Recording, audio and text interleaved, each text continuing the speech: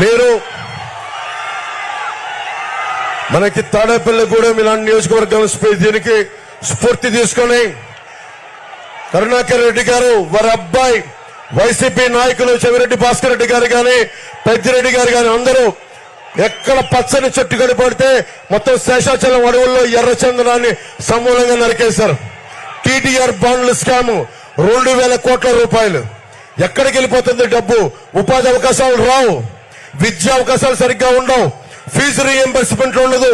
ఇది మార్చుకునే బాధ్యత రావాలి అంటే కూటమి ప్రభుత్వం రావాలి, మేమందరం అండగా నిలబడాలి. తిరుపతి ప్రజలకి మనకి ఇన్ని దశాబ్దాలుగా చంద్రబాబు గారు 14 సంవత్సరాలు ముఖ్యమంత్రిగా ఉన్నారు.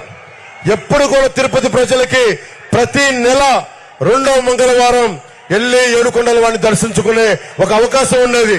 ఈ రోజు స్థానికంగా ఉండే మన తిరుపతి ప్రజలకే 2వ మంగళవారాన్ని తీసేశారు. దాన్ని పునరుద్ధరిస్తాం. లడ్డూల నాణ్యత తగ్గించేశారు, సైజ్ తగ్గించారు, శ్రీవాణి ట్రస్ట్ అని చెప్పి రేట్లు పెంచారు.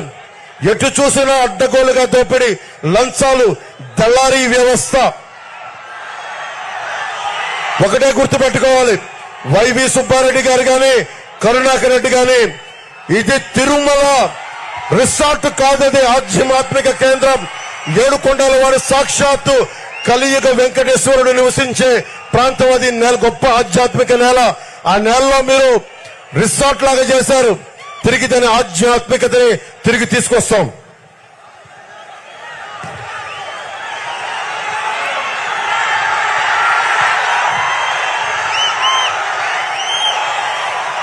మనకి ఎంత దారుణం అయిపోయింది చెప్పా మీకు.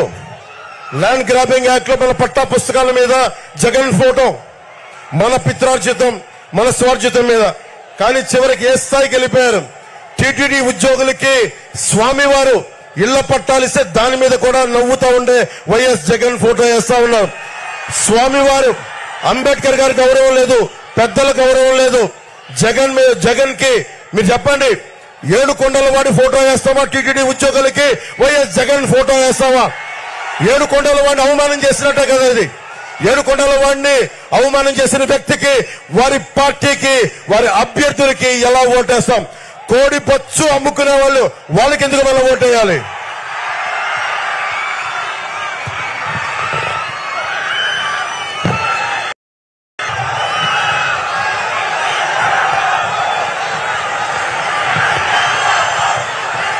తిరుపతిలోనే గోవిందరాజు స్వామి సత్రాలు, ఇంకా 40-50 సత్రాలు బాగుండే సమయంలో కూడా 200 కోట్ల రూపాయల ముడుపుల కోసం మొత్తం కూల్చేసి కొత్త కట్టడానికి చేశారు.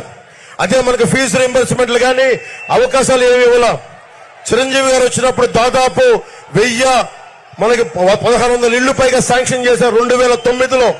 ఈ రోజుకి ఆ రేకు షెడ్లు తిరుమలలో ఉండే ఇళ్లకి ఆయన పర్మనెంట్ గా స్లాబ్ వేయాలని రాగాల ఎమ్మెల్యేగా చేస్తే ఈ రోజుకి అది 149 ఇళ్లు మటుకే మనకి పైన ఇది వేశారు, స్లాబ్ వేశారు.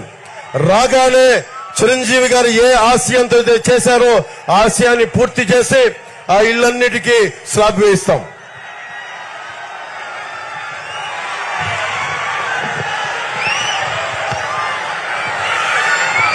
నేను ఒక్కటే చెప్పి మనకి చంద్రబాబు గారికి ఇస్తున్నాను,